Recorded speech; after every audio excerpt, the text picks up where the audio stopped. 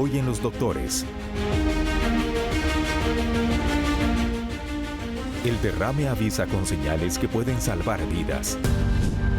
Supuestamente dicen que es un gran dolor de cabeza. Cuando uno trata de hablar mentalmente y el sistema gesticular no es lo que corresponde con lo que usted está diciendo. Descubra cuáles son los síntomas que indican el riesgo de un derrame para evitar consecuencias graves. Además, la enfermedad renal en Latinoamérica aumenta sin control por culpa de 3 errores que nos pueden costar la vida. Le explicaremos cuáles son para que los evite. También las mujeres entre los 40 y 60 años son las víctimas principales del túnel carpiano. Le mostraremos los mejores ejercicios para controlar el dolor. Quédese con nosotros y aprenda en la cita médica de Hoy en Los Doctores, con Mariela Montero. Hola, ¿qué tal? Qué gusto tenerlo acá con nosotros, Martes de los Doctores. Yo soy Mariela Montero y voy a estar con ustedes a lo largo de esta cita médica que, como usted ya lo veía en las notas introductorias, vamos a abordar muchísimos temas relacionados con la salud, pero sobre todo con el tema de la prevención. Vamos a tener acá el primero de los temas que tiene que ver con el derrame cerebral, y para eso quiero presentarles al doctor Carlos Mario Sequeira, él es neurólogo y nos acompaña el día de hoy para abordar este tema tan interesante e importante. Doctor, bienvenido. Muchas gracias por tenerme aquí invitado. Doctor, creo que la primera pregunta que todos nos hacemos es ¿qué es un derrame? Y cuando escuchamos todos estos términos, ataques al cerebro, evento cardiovascular, el infarto, todo está vinculado, son términos diferentes. Usted va a ayudar a entender precisamente qué es un derrame cerebral. Yo creo que es muy importante justamente porque todo viene de las palabras que usamos, de qué tanto de repente nos asustamos, no nos asustamos o corremos o no. Y como decía toda la publicidad y el cintillo y todo, lo más conocido, como la gente más le llama, es derrame. Pero yo siento que eso inclusive le baja un poquito la severidad. El término que médicamente más usamos es infarto cerebrovascular, evento cerebrovascular, está el concepto de ictus y una palabra que antes se mencionaba, que tal vez ya tanto no se mantiene, que es de accidente cerebrovascular, pero lo que tienen tal vez todo esto en común es que como que alerta, como que yo escucho accidente, escucho evento, automáticamente siento que algo no va tan bien. Si de repente escucho derrame, pues bajo un poquito de la guardia, pero al final de cuentas estamos hablando de lo mismo. Cuando uno habla, usualmente uno habla de infarto y lo vincula directamente al corazón, pero tal vez para entender qué es lo que ocurre en el cerebro y por qué también se le conoce como un infarto cerebral, ¿qué es lo que ocurre, doctor? ¿Por qué nos da un infarto? Y eso justamente tal vez como para empezar de ya médicamente qué es lo que entendemos o qué es cómo definimos este evento cerebrovascular.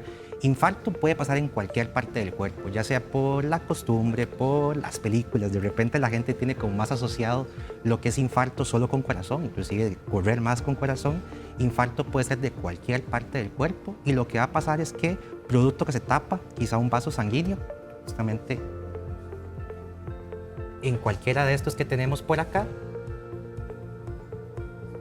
al tener una obstrucción del vaso sanguíneo que lleva la sangre, que lleva el oxígeno, que lleva toda la información, todos los nutrientes que el órgano ocupa, pues va a tener una disfunción. Cuando hablamos de evento cerebrovascular, este evento, esta interrupción de la sangre, del oxígeno, de los nutrientes, está ocurriendo tanto en cerebro, en un único sitio, como se puede ver en la imagen, o en diferentes sitios, siempre cerebro, o inclusive también, que es muy importante, en la retina, en la parte del ojo.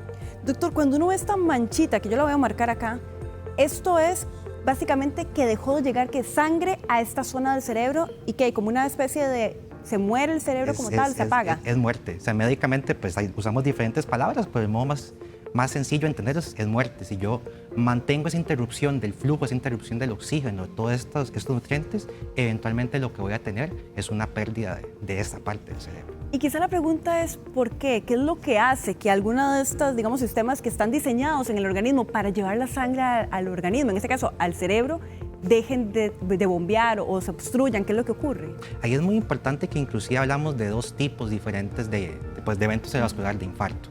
Tenemos en los que lo que ocurre es una obstrucción, algo tapa. Yo siempre explico a los pacientes que ya sea porque en corazón un coagulito se zafó o porque tengo una plaquita de grasa en los vasos más grandes del cuello, entonces una plaquita de grasa de repente o es tan grande que tapa e impide que llegue el oxígeno, o de repente algo se tapa, algo se zafa y justamente va para arriba. Es lo que hablamos como un evento isquémico, que algo detuvo ese flujo de sangre, pero también está el tipo del evento hemorrágico, en que más bien todas estas mangueritas que estamos mencionando más bien se rompen. es por mucho más frecuente el evento isquémico. Y al final de cuentas lo que tenemos que buscar como causa y también agarrarnos de eso para poder prevenir eventualmente es todas las causas que hablamos de que pueden tapar estos vasos sanguíneos. Importante esa palabra que usted menciona, prevención, porque precisamente la idea de hoy es hablar de las señales. ¿Cuáles son esas señales que nos pueden dar una alerta de que va a ocurrir? Antes, doctor, de abordarlas acá, ¿qué le parece si escuchamos a las personas? Fuimos a preguntarles cuáles creen ellos que son esas señales que pueden advertir de un derrame. Veamos lo que nos dijeron. Un derrame, bueno, ¿Y dolor de cabeza? supuestamente dicen que es un gran dolor de cabeza. Cuando uno trata de hablar mentalmente y el sistema gesticular no es lo que corresponde con lo que usted está diciendo. Que en eso no se puede hacer nada y ya si le da a uno es porque ya le toca. Sí tengo varios familiares con derrame cerebral. Bueno, mi familia no, gracias a Dios que no.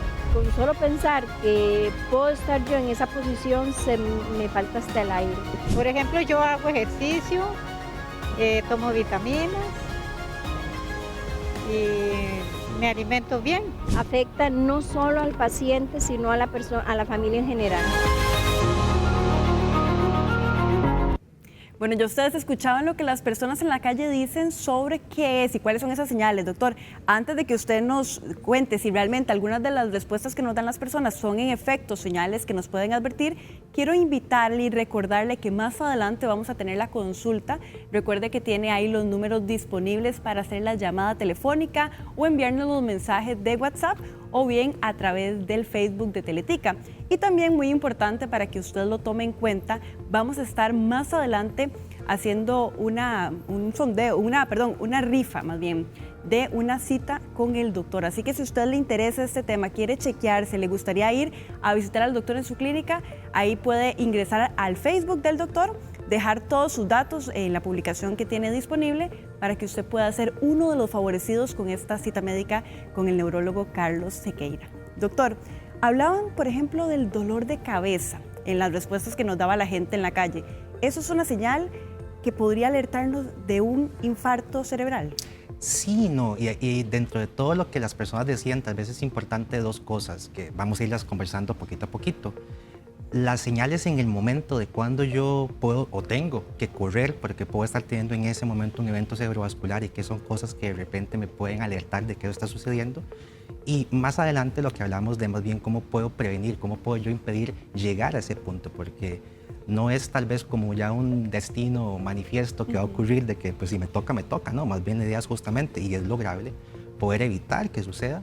Y si ya me toca y me está ocurriendo, pues sí hay que correr porque sí hay cosas que se pueden hacer, no es simplemente apoyar iniciado, que avance y que siga y que suceda. Yo voy a poner esta imagen por acá porque hablaban del dolor de cabeza. ¿Qué tanto este dolor? Porque incluso hay personas que dicen que es como que uno a veces siente como que hay como un cortocircuito en el cerebro, como un dolor bastante agudo.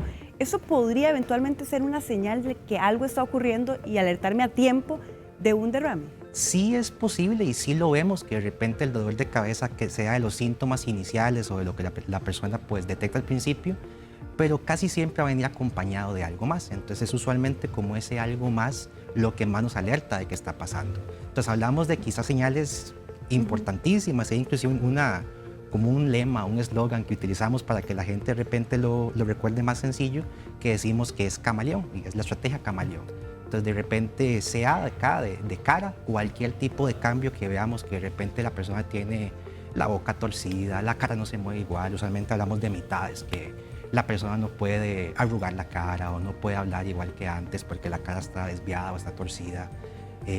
MA de mano, entonces justamente que de repente la persona pues nota que la mano, izquierda o derecha, cualquiera de las dos, no se comporta igual que antes, la siente torpe, la siente débil, se le caen las cosas.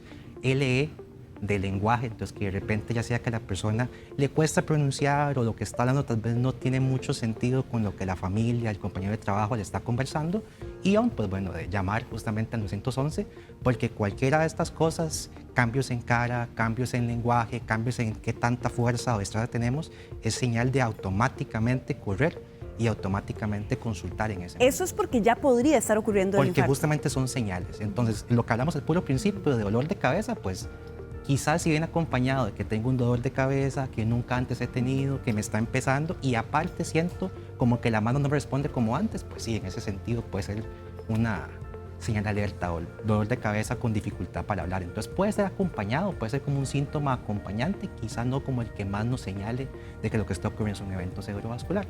Usted hablaba de esta, digamos, lo que uno conoce comúnmente como el derrame facial. ¿Cuál es la diferencia? Quizá para tal vez poderlo entender. Cuando una persona lo que tiene es un derrame facial o cuando esta falta de movilidad o lo que usted señalaba de que la cara tal vez no tiene la misma respuesta o los músculos de la cara con el infarto cerebral como tal.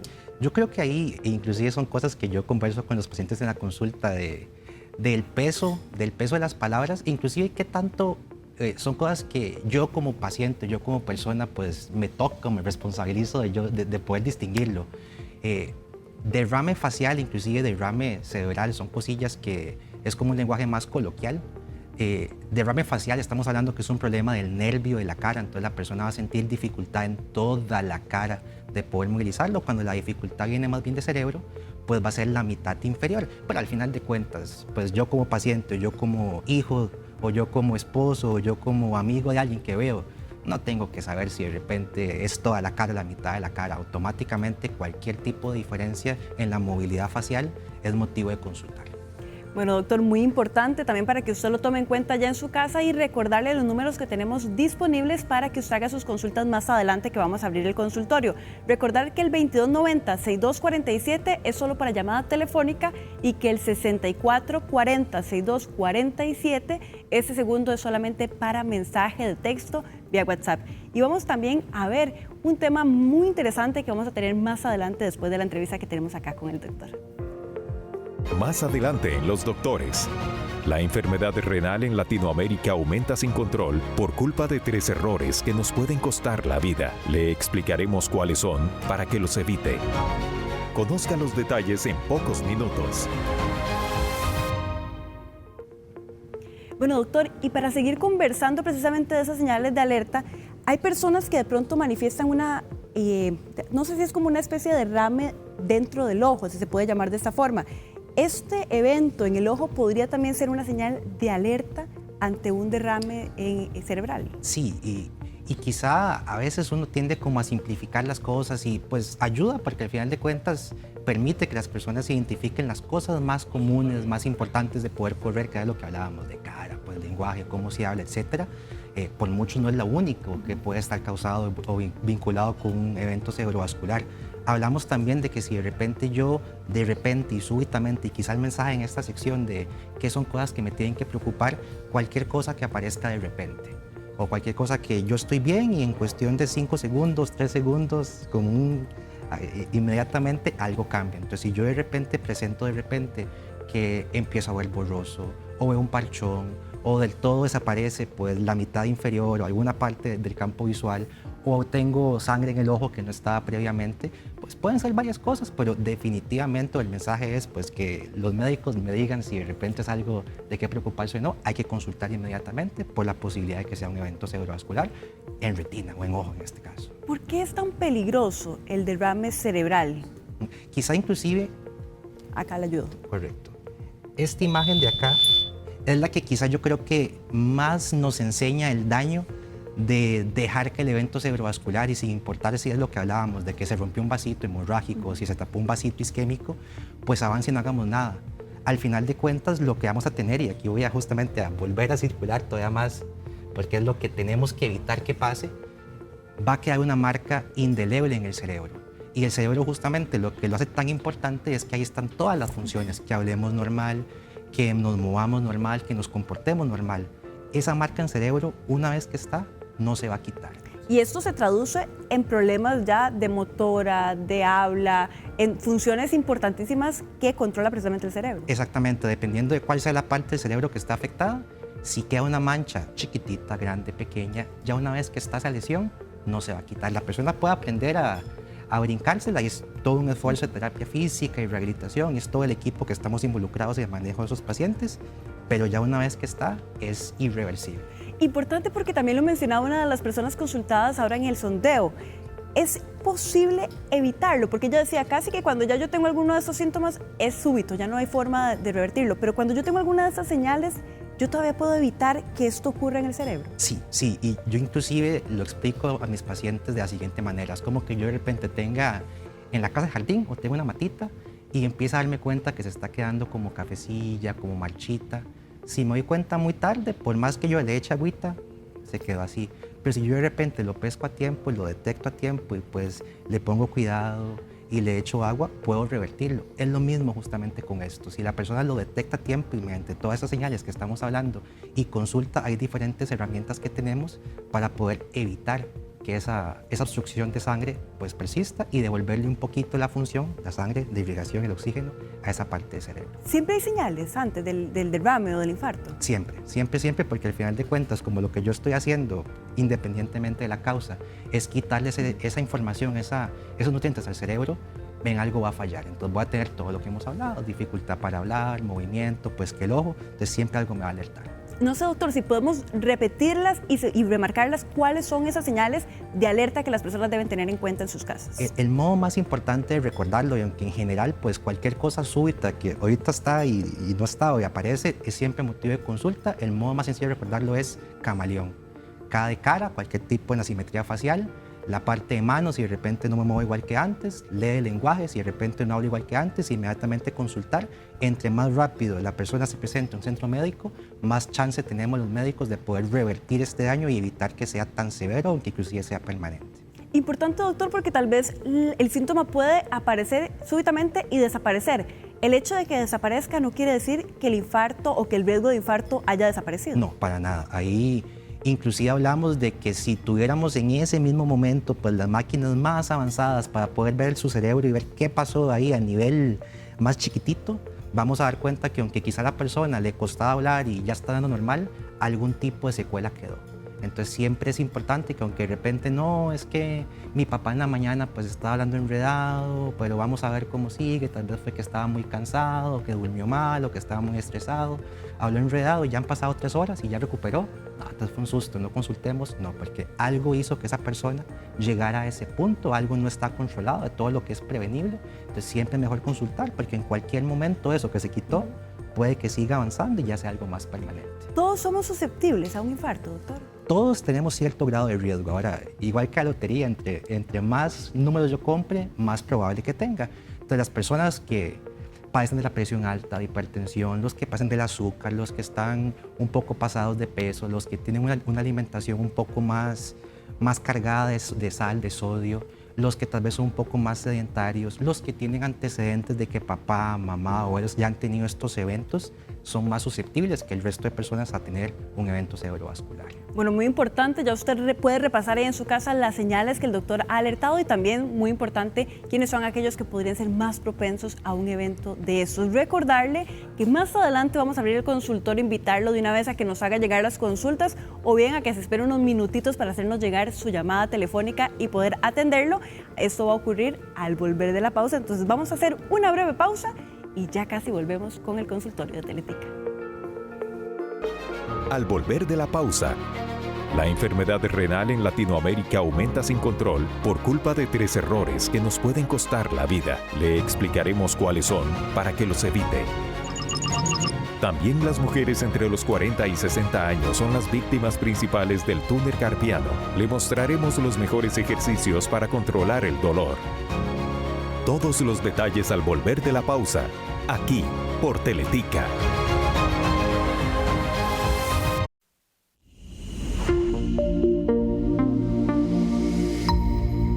Sigue siendo aquella. Gracias por continuar con nosotros acá en Los Doctores. Estamos hablando precisamente de esas señales de alerta que da el cuerpo antes de que ocurra un derrame cerebral. Estamos con el doctor Carlos Sequeira y vamos a abrir en este momento el consultorio. Recuerda, ahí tienen los números disponibles para que usted nos haga llegar sus consultas y yo voy a empezar atendiendo algunas que nos han ido llegando a través del WhatsApp. Doctor, acá dice una de las personas que nos sigue a través de la señal: ¿qué tan cierto es que la hija, mujer, de una madre que sufrió un derrame tiene más probabilidad de sufrir también el derrame que los hermanos varones? Ahí hay varias cosas. Empecemos. Del simple hecho que ya un familiar cercano, papá, mamá, hermanos, han tenido un accidente cerebrovascular, un evento cerebrovascular, pues toda la familia de ahí en adelante tiene cierto riesgo aumentado de que suceda. pero más comúnmente que verlo como algo de que mi papá o mi mamá me pasó el riesgo, o mis hermanos me pasaron el riesgo, usualmente son más costumbres. Si de repente papá y mamá cocinaban y le echaban mucha sal a la comida, entonces yo estoy expuesto a toda esa parte. Tal vez no haya tanta diferencia entre hombre y mujer, entre los hermanos, pero definitivamente uno sí ve como esta tendencia de que si papá y mamá lo padecen, yo como hijo o yo como nieto me puede suceder. Vamos a irnos con doña Lidia, que nos hace una llamada desde Coronado. ¿Qué tal? Muy buenos días. Buenos días. Un gusto tenerla acá con nosotros en Los Doctores. Aquí tiene al especialista dispuesto a atender su consulta. Buenos días, doctor. ¿Cómo está, doña Lidia? Bien, gracias a Dios. Es que mi hermana le dio un derrame y hace como 22 días y ella quedó ciega. A ella no le afectó ni las piernas ni los brazos. Le dolió mucho la cabeza y como bueno, los hijos no se dieron cuenta, ella estaba hablando, dice que ellos no sabían nada, que eso sucedía, que hablaban así, que no se entendía lo que hablaban, no podía coordinar las palabras. Entonces, mi pregunta es, ella ha recuperado un poquito la vista, a veces ve y a veces no ve, a veces ve doble, dice que ve una persona y dice que hay dos, y a veces está como perdida, dice que esa no es la casa de ella, está en la casa de ella, dice que no es la casa de ella, que este no es el corredor mío y cosas así. Es que yo quiero saber si ella puede recuperar la vista del todo. No la ha visto un oftalmólogo, no la ha visto ningún médico de la vista. Si ella puede recuperar la vista y recuperar esa pérdida de memoria que tiene. Muchas gracias por la consulta.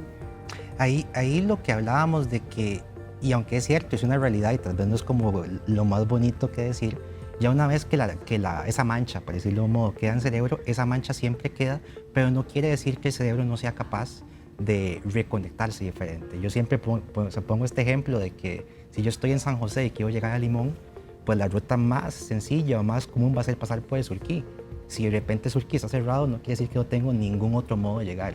Definitivamente, si tengo un cerebro completamente sano, pues es mucho más sencillo hacer las funciones que corresponden. Si ya tengo algún tipo de lesión, algún tipo de bloqueo, algún tipo de impedimento, lo va a dificultar, pero el cerebro es capaz de brincarse esa parte que está afectada, de reconectarse y eventualmente recuperar. Para ella, ¿cuál sería la recomendación? ¿A dónde debería acudir?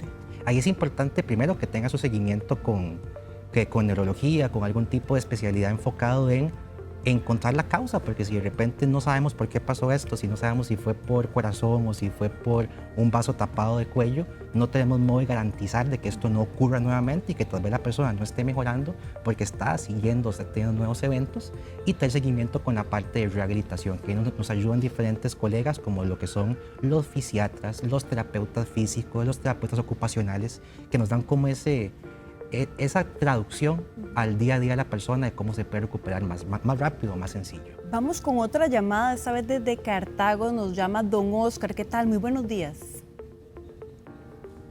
Buenos días. Un gusto tenerlo acá, don Oscar. Aquí tiene al especialista listo para atender su consulta. Muchas gracias por el programa. ¿Cómo está, don Oscar? Lo escuchamos.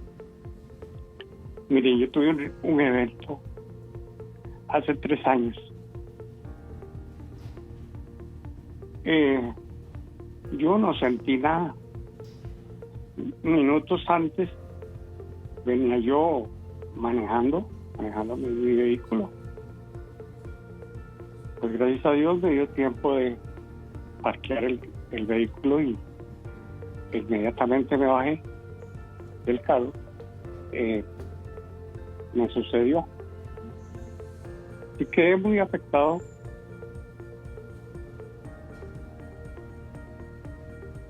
Porque todo mi lado izquierdo me quedó paralizado. He recibido terapia física desde entonces. Sin embargo, ha sido muy difícil para mí recuperarme.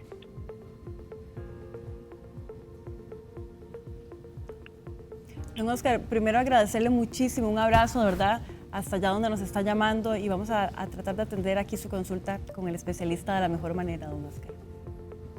Hay un aspecto muy importante de lo que nos mencionó don Oscar y que inclusive es de las dificultades que tenemos como médicos que manejamos estos pacientes, inclusive para la sociedad y todos los que conviven con estas personas, de que cuando la persona tiene dificultad para mover brazo, mover pierna, pues es un poco evidente, en el sentido que yo veo que una persona está caminando pues diferente, pues que le cuesta un poquito la movilización. Hay cosas, y es de los trabajos que más estamos avanzando, que es detectar las secuelas que quedan en la parte cognitiva, en la parte de cómo yo me readecuo, me readapto a mi vida en el día a día, y en la parte emocional. Porque pues es bastante evidente si yo de repente veo que alguien está hablando diferente, no es tan evidente si de repente veo que alguien se le olvidan más las cosas producto de su evento cerebrovascular, o que de repente anímicamente no llega a ser nunca el de antes, producto de lo que acaba de pasar.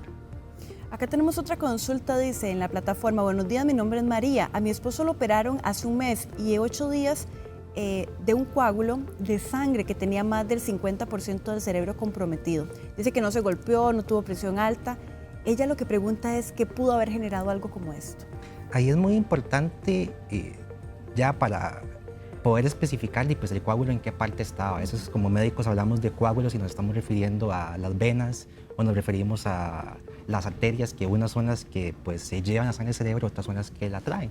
Entonces, si hablamos de lo que es más frecuente, de que son las arterias y que hay un coágulo que tapó esas arterias, hay que distinguir de lo que mencionábamos previamente. Si de repente yo tengo algo en corazón que no me he dado cuenta, ya sea que el corazón no trabaja igual que antes, o que no se contrae al mismo ritmo que debe hacerlo, las arritmias que mencionamos, o si de repente tengo una placa de grasa en otro sitio, vasos de cuello, por ejemplo, que pues se sueltan y van y tapan el vaso de cerebro. Entonces ahí habrá que ver qué es lo que pasa, y es justamente como el rol que tenemos como neurólogos de encontrar la causa para poder prevenir que esto vuelva a pasar, mientras nos refuerzan los compañeros de fisiatría, terapia física, todos los colegas que mencionaba previamente, en ayudar a la persona a recuperarse y acercarse a lo que teníamos previamente. Aquí hay una consulta también en la plataforma. Dice que el papá le dio un derrame cerebral el 12 de diciembre del año 2025. Dice que en esta fotografía que pusimos al inicio del programa se mostraba como una manchita negra, que a ellos les enseñaron el TAC, y en el caso del papá toda la imagen tenía como este color, el cerebro de color oscuro. Dice que incluso ya lo tienen en casa y que le quitaron la sonda para alimentar, que ahorita están preocupados por lo poco que se le puede dar luego del evento. Y también dice que no le dolió, él manifiesta que no le dolió nada antes de, y que hablan incluso de una inyección que se puede aplicar a cierto tiempo después de que ocurra el evento. Sí, era lo que mencionábamos de la importancia de poder de repente detectar que esto está pasando. Tenemos diferentes como tiempos límite en lo que es importante consultar. Cada vez la medicina va avanzando, entonces esos límites que planteamos se van borrando. Tradicionalmente, quizá como para que la persona lo tenga un poquito más claro, hablamos de que idealmente consultar las primeras 4 horas y media desde que detectamos que algo está pasando, o por lo menos 6 horas. Y sí, lo que hacemos cuando llega la persona y logramos comprobar de que está en ese periodo de tiempo, desde que empezó los síntomas, todo lo que hablábamos, dificultad para hablar, cara, lenguaje, etc., hay 2 posibilidades. Se puede poner un medicamento por la vena, que quizás sea como esta inyección que estaban mencionando, que lo que va a intentar hacer es ese coagulito, esa obstrucción, intentar disolverla. O si de repente por diferentes señales que se puede identificar, la severidad, por ejemplo, qué tan afectada está la persona, uno puede detectar que esta inyección se va a quedar un poquito corta, entonces que se ocupa un procedimiento más invasivo, en que pues se entra, se quita el coágulo y se ve cómo la persona responde. Acá hay otra consulta muy importante porque tiene que ver con el tema de la prevención. Dice: buenos días, llevo 5 años con dolor de cabeza y dicen que es una migraña tensional. Me imagino que la consulta viene relacionada con si eso podría ser un síntoma que mejor se consulta ante la posibilidad de un derrame. Yo creo que al final de cuentas lo importante de esto es ver en cosas como dolor de cabeza, qué tan frecuente ha sido y qué tanto ha cambiado en el tiempo. Si yo, por ejemplo, desde que tengo 13, 14 años he tenido dolor de cabeza y yo sé cómo son mis dolores de cabeza y tengo años que los padezco, pues definitivamente no estoy bien, no estoy controlado y ocupo algún tipo de seguimiento médico, porque nadie tiene o debe que vivir con dolor, pero quizá no me alerto o no me preocupo de que puedo tener un evento cerebrovascular. Si de repente ha sido el dolor de cabeza siempre de cierto modo y algo cambia, lo que hablábamos, hay algo que es diferente, esos motivos siempre de consulta y buscar atención médica. Son las 10:32, doctor. Vamos a hacer una breve pausa porque vamos a irnos con Pablo Campos para que nos cuente cuáles son los temas que nos trae hoy en Calle 7 Informativo. ¿Qué tal, Pablo?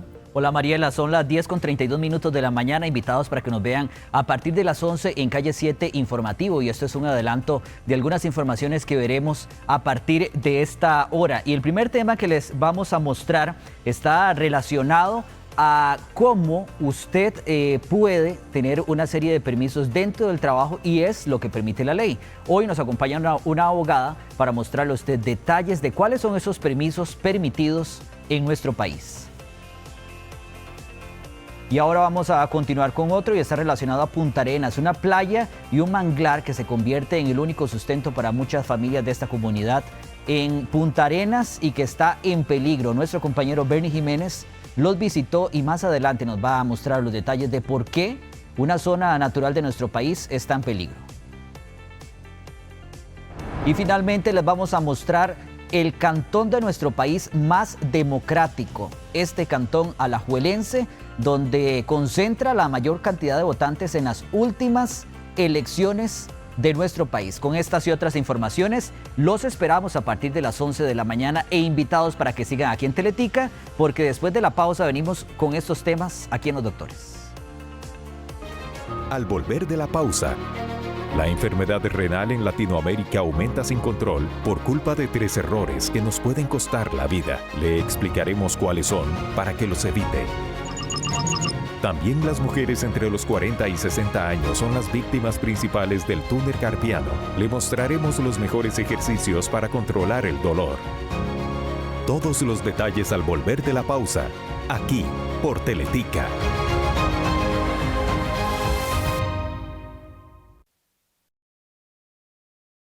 Dice...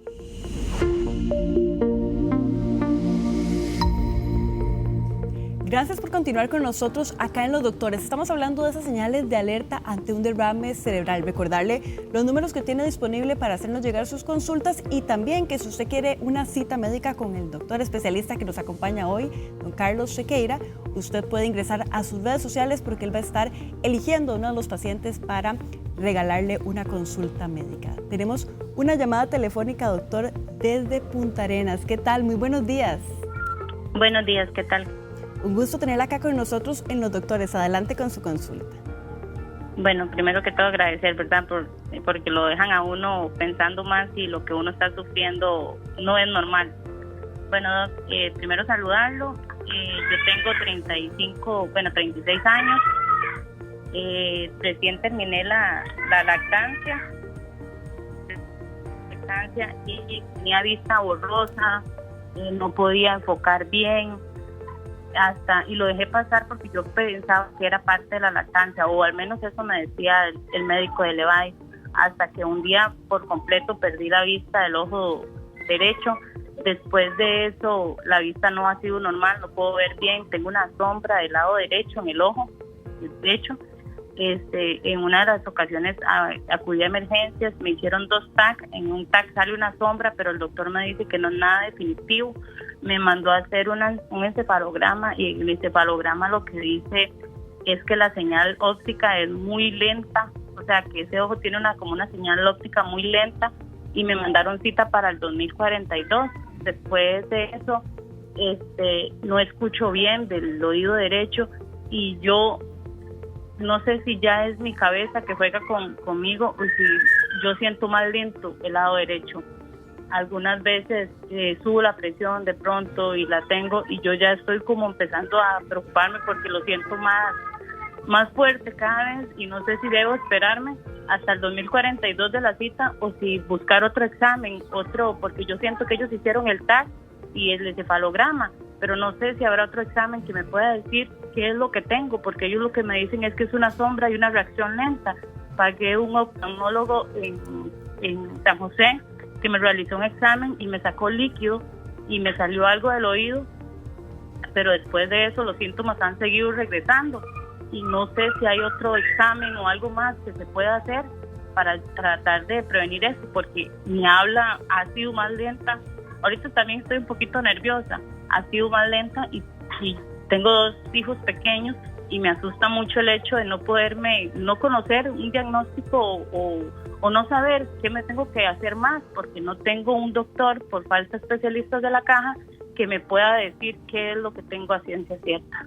Doña Cintia, muchísimas gracias de verdad por su consulta. Aquí tenemos al especialista y vamos a tratar de abordarla de la mejor manera. Yo creo que de lo que nos comenta doña Cintia hay varias cosas que se pueden resaltar. Al final del día y luego un seguimiento y estudios pues exhaustivos de parte de los médicos, pues la respuesta de lo que sucedió puede ser algo tal vez que no asuste tanto, pero definitivamente de las alertas que decía, de las alarmas que decían de que yo de repente estoy bien y súbitamente o rápidamente algo cambia, en este caso pues que no veo igual que antes o no escucho igual que antes, es motivo suficiente para insistir en estos estudios. Los estudios que tenemos pues no son infalibles, al final de cuentas el TAC nos ayuda y ayuda un montón en poder detectar todo esto que hablábamos, que el electroencefalograma puede detectar cómo se comporta la parte eléctrica, no tanto la forma del cerebro, no son infalibles, no van a detectar todo, se puede avanzar con una resonancia magnética que tiene mucha más definición e inclusive este estudio tampoco va a detectar todo, ahí también entra lo importante de el médico, el especialista, la persona que habla, que la revisa, poder ver hacia dónde orientar el asunto, pero definitivamente nada de lo que nos comentaba doña Cintia es normal o parte de la lactancia o el embarazo. ¿Ella qué puede hacer? Porque vemos que posiblemente está bastante frustrada, desesperada. ¿Cómo podemos tranquilizarla? ¿Qué podría hacer ella para estar un poco más tranquila? Porque esta cita evidentemente al 2040 creo que no es una alternativa. No, es lamentablemente demasiado tiempo, ¿verdad? Y ya para ese momento cualquier cosa, si fuese algo un poquito más severo, pues va a seguir avanzando sin que podamos detenerlo.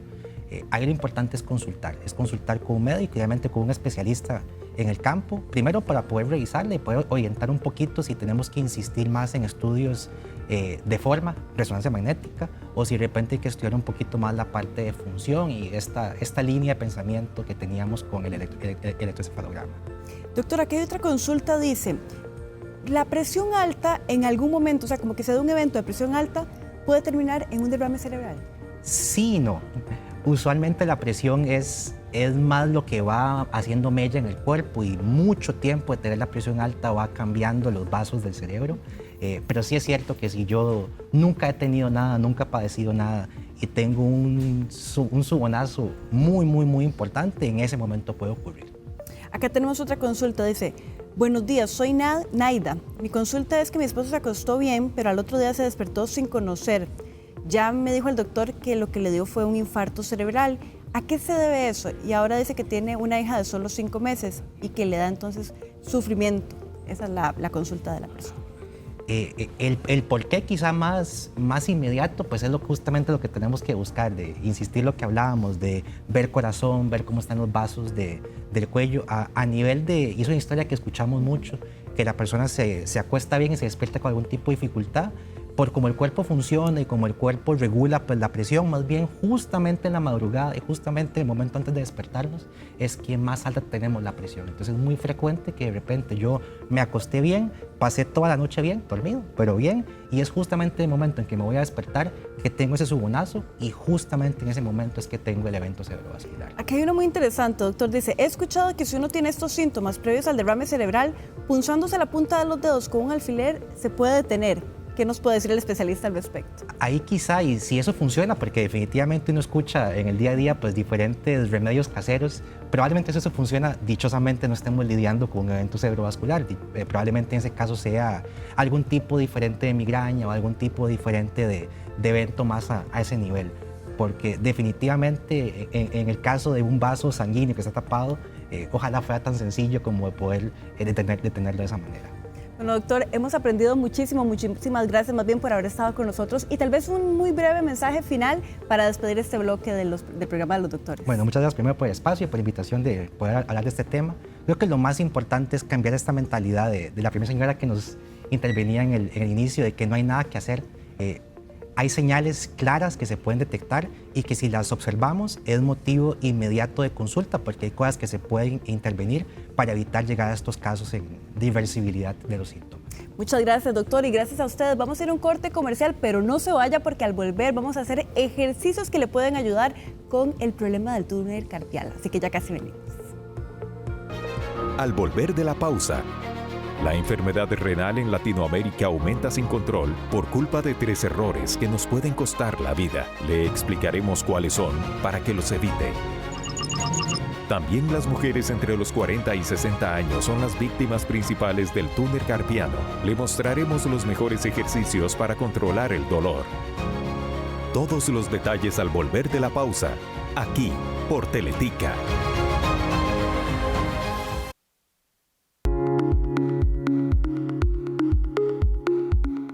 La enfermedad renal avanza de forma silenciosa en América Latina y cada vez afecta a más personas sin que lo noten, alerta la revista The Lancet. Entre los principales factores de riesgo se encuentran la diabetes, la presión alta, el sobrepeso, el consumo excesivo de sal, el uso frecuente de medicamentos sin control médico y los antecedentes familiares. La Organización Mundial de la Salud ha señalado que la enfermedad renal es un problema de salud pública en crecimiento y destaca la importancia de la detección temprana mediante exámenes sencillos de sangre y orina.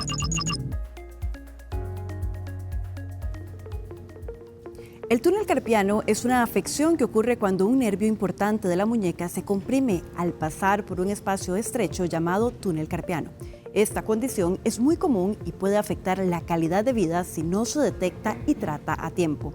Entre las señales más frecuentes están el hormigueo, el adormecimiento o la sensación de corriente en los dedos, especialmente en el pulgar, índice y medio. Muchas personas también refieren dolor en la muñeca, debilidad en la mano o dificultad para sostener objetos. Está con nosotros precisamente el doctor Pablo Campos, fisioterapeuta, para conversar sobre este tema acá en Los Doctores.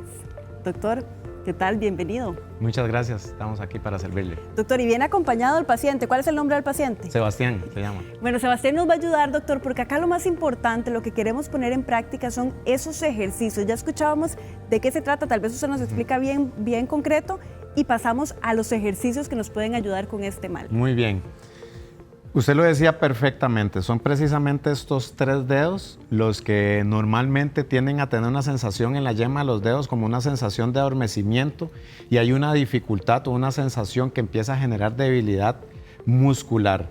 Hay una debilidad que médicamente se conoce como debilidad neural. La debilidad neural es que el impulso del nervio que viene desde la parte superior no conduce bien. Una de las funciones principales del nervio es conducir. Entonces vamos a suponer que esta liga es el nervio y tendría que irradiar o mandar información a estos 3 dedos. Pero precisamente en la zona del carpo se genera un atrapamiento. Hay que diferenciar si verdaderamente la sintomatología que está presentando es por un atrapamiento verdaderamente en el carpo o si su problema es verdaderamente de origen cervical. Porque en muchas ocasiones vamos a decir, hoy tengo túnel carpal por la sintomatología, pero resulta que el problema está más atrás. La historia es de que el nervio tiene una capacidad para deslizarse y moverse.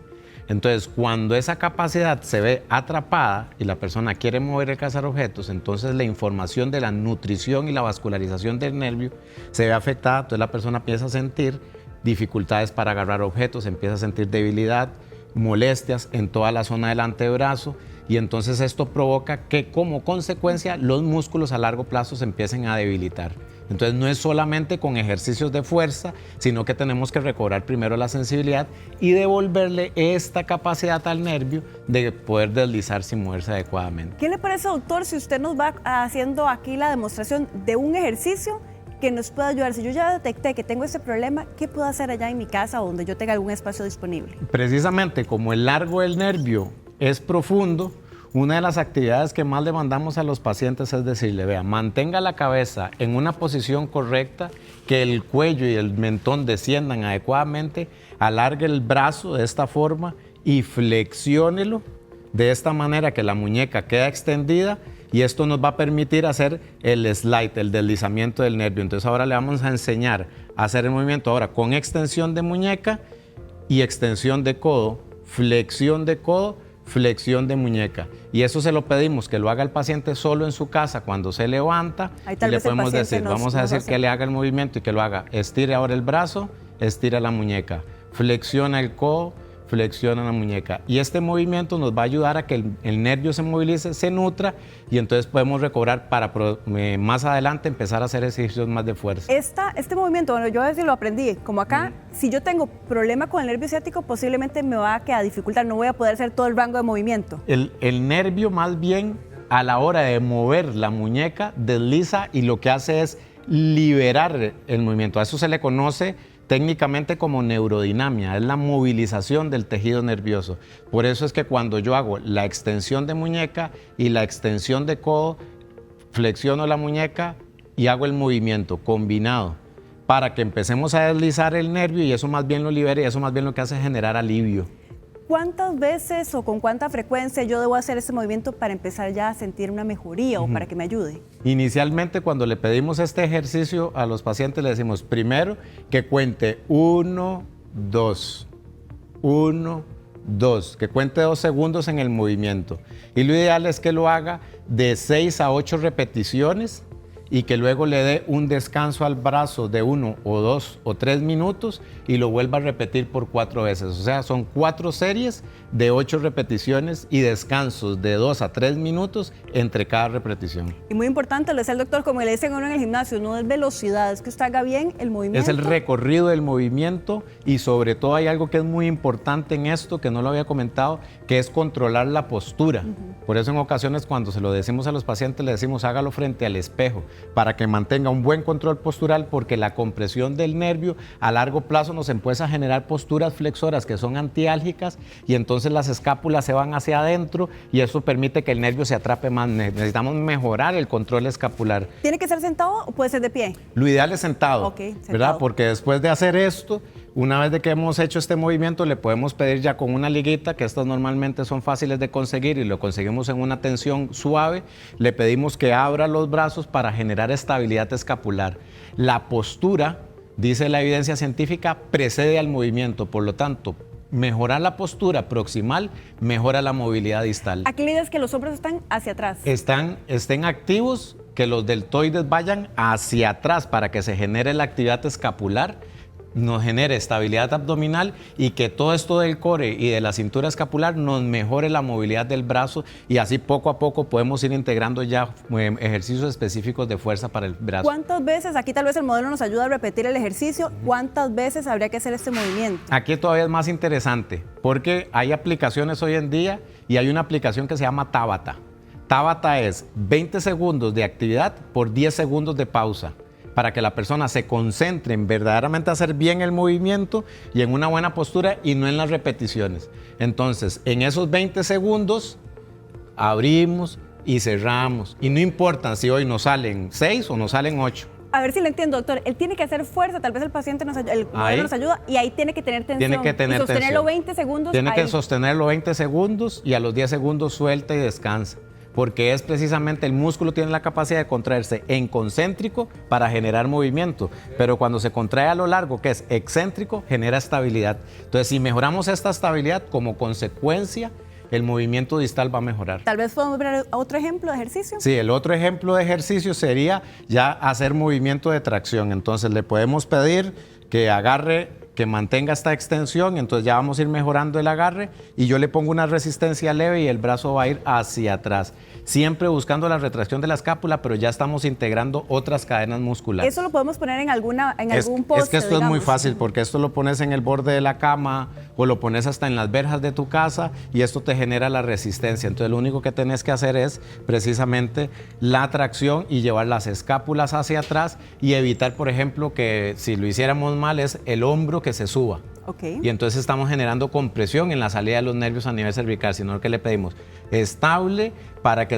este músculo que es el transverso abdominal se activa milisegundos antes de que se ejecute el movimiento.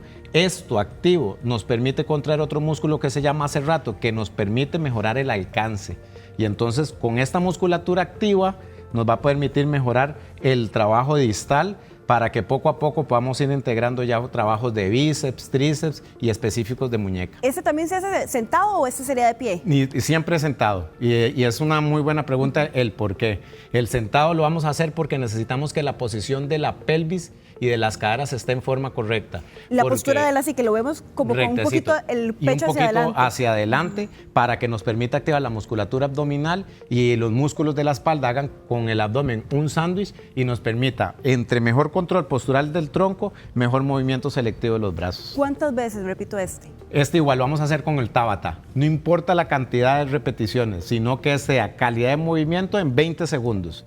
Y hay diferentes formas de Tabata, eso lo puedes descargar en una aplicación o en las mismas plataformas en las que usted puede escuchar música, para que no sea tan aburrido, puede poner Tabata con música. Entonces le pone Tabata Song y entonces ahí le manda 20 segundos de actividad, 10 de descanso. 20 segundos de actividad, 10 de descanso, y eso lo repito 8 veces. ¿Algún otro ejercicio que podamos aplicar? Sí, otro que es de los más importantes es un movimiento que nosotros le llamamos movimientos en diagonal. Y entonces, bueno, vamos a hacerlo con este bracito así controlado. Y entonces el movimiento de diagonal le vamos a pedir que él lleve el brazo hacia allá afuera. Y entonces este movimiento en diagonal, vamos allá a llevar el brazo hacia allá afuera. Esto nos permite ya ahora sí trabajar toda la cadena desde distal hasta proximal. La idea es que eleve el brazo y estire el codo. Y estire el codo. Si es un movimiento totalmente en diagonal, porque los movimientos diagonales mejoran la funcionalidad del alcance. ¿Ahí dónde debo sentir yo la presión? ¿En la tensión en el pectoral mayor, en el deltoides y en los músculos de la espalda. Pero como tiene que mantener todo este patrón en control de postura, entonces nos genera mucho mejor el agarre. ¿Qué debemos cuidar? Si yo estoy en mi casa, me estoy viendo en el espejo, ¿qué no debo hacer y me alerta que estoy haciendo mal el ejercicio? Bueno, lo primero es que se exacerben los síntomas. O sea, que me duela más. Que haya dolor o que el movimiento esté generando sensación de adormecimiento en los brazos. Y cuando yo hago el movimiento, ¿dónde no debo ver? Digamos, ¿el brazo tiene que estar arriba o qué debo yo controlar para saber que lo estoy haciendo bien? Esa pregunta es vital. Es importantísimo entender que el movimiento, si yo lo llevo hacia atrás y mi tronco se está girando inadecuadamente, esto tiene que estar estable, esto no se mueve. Es solo el movimiento del brazo. Por eso lo ideal es estar sentado y entonces, por ejemplo, si yo pongo la liga y la estabilizo con mi pie aquí abajo, entonces esto me va a permitir a mí hacer el movimiento en diagonal y con una resistencia leve, porque lo que queremos hacer, las fases de la reeducación neuromuscular, dice que es primero activar para luego fortalecer, luego vamos a mejorar la coordinación y de último dejamos la resistencia a la fatiga para que yo pueda moverme, pero sin sensación de cansancio. ¿Puedo repetirlos todos en el mismo día? La idea es hacer una rutina de aproximadamente 4 a 6 ejercicios que se hagan solo una vez al día. Bueno, muchísimas gracias, doctor, por estos ejercicios muy prácticos. Espero que a usted también en su casa le hayan servido. Vamos a aprovechar esta breve pausa para ver qué tenemos para el programa de mañana en Los Doctores. Mañana en Los Doctores. La pérdida de la fuerza muscular o de los huesos cambia el estilo de vida de los adultos mayores. Sí, sí me daría miedo. Bueno, yo tengo osteoporosis porque yo tengo desgaste en los huesos. Hay 3 elementos después de los 50 que le ayudan a evitar la sarcopenia. Descubra cuáles son para que se cuide a tiempo. Todos los detalles mañana en Los Doctores. Bueno, gracias también por habernos acompañado, doctor. Aprovechar, tenemos aquí al doctor Pablo Campos, que nos hizo una serie de ejercicios para el túnel carpiano. Doctor, la recomendación, ¿cuándo yo debo hacer este tipo de ejercicios? Bueno, lo inicial es tener un proceso correcto. Lo primero es que usted tenga un diagnóstico claro. Lo primero que usted tiene que hacer es visitar a su médico y que su médico le haga un diagnóstico claro. Una vez que se ha hecho el proceso de rehabilitación, el terapeuta le tuvo que haber mandado los ejercicios de acuerdo a la sintomatología que usted está presentando. Lo que le pedimos siempre es no hacer ejercicios sin una buena guía y una buena recomendación. Muchísimas gracias, doctor, y también gracias a ustedes por habernos acompañado. Recuerde su cita médica mañana a las 10 de la mañana. Ya hoy acabamos la cita médica de hoy, pero lo dejamos en compañía de Calle 7.